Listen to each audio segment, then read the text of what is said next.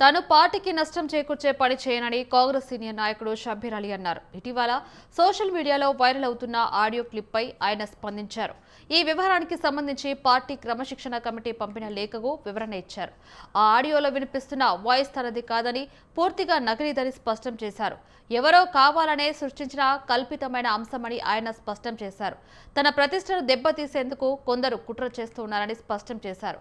తనపై వస్తున్న ఆరోపణల్లో ఎలాంటి నిజం లేదని స్పష్టం చేశారు.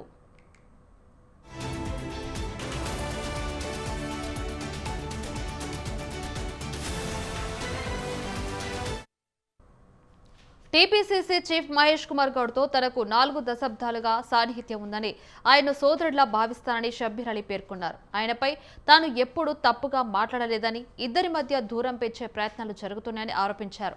45 ఏళ్లుగా కాంగ్రెస్ సిద్ధాంతాలకు కట్టుబడి ఉన్నానని, పార్టీకి నష్టం జరిగే పని ప్రాణం పోయినా చేయనని షబ్బీర్ అలీ చెప్పుకొచ్చారు.